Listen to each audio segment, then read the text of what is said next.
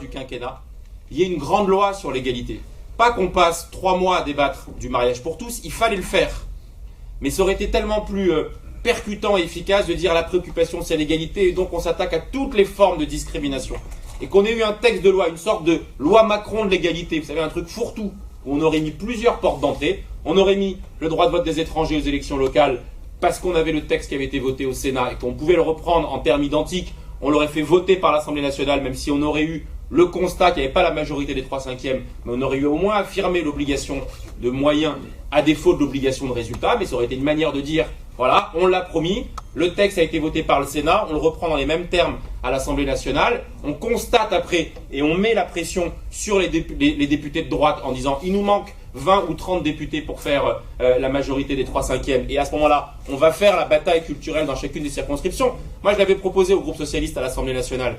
Je prenais l'exemple, quand on avait signé une pétition dans le JDD dès la fin de l'automne 2012, en disant ne tardons pas, faisons-le tout de suite, le droit de vote des étrangers aux élections locales, parce que d'abord l'opinion publique est encore disponible sur ça, parce que d'un côté on bastonne sur le sujet de l'égalité, et qu'on entendait la petite musique de tous les acteurs de l'égalité dans les quartiers, les associatifs qui disaient oh, c'est bien sur l'égalité, vous faites le mariage pour tous. Et je vais même vous dire, il y a certains qui disent le mariage pour tous, on s'en fout parce que c'est pas notre préoccupation.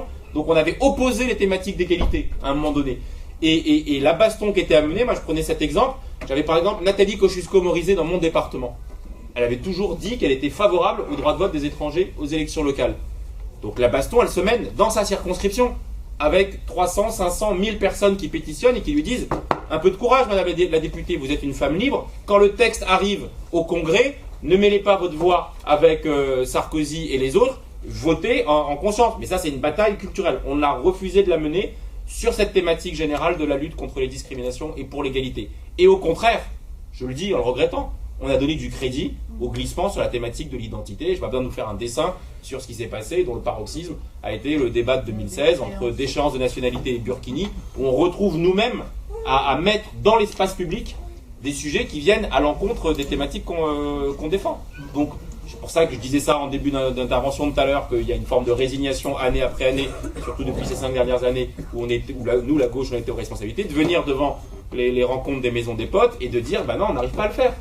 Le CD anonyme, franchement, que ce gouvernement en arrive à même pas tester l'expérimentation du CD anonyme, que ce gouvernement en arrive à même pas tester le récépissé de contrôle d'identité, c'est-à-dire à dire, c'est peut-être pas, on n'est pas certain à 100% que ça marche, mais on envoie un signal, enfin on dit aux uns et aux autres, on dit voilà, c'est là aussi où on est conscient.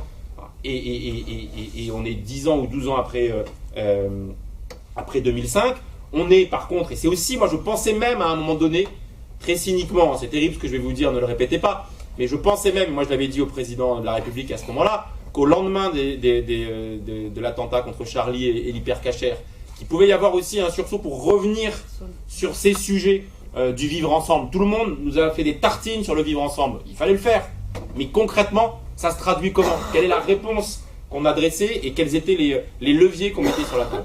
Je ne veux pas vous désenchanter la fin de cet échange, mais c'est plutôt un constat très pessimiste sur la manière dont nous-mêmes, je le dis, on a cautionné, volontairement ou involontairement, et c'est pas faute pour quelques-uns, le noyau militant sur la question des discriminations, il s'est fondu comme neige au soleil, y compris à gauche, parce que les gens étaient contaminés. C'est ça une bataille culturelle, au sens grave-chien du terme.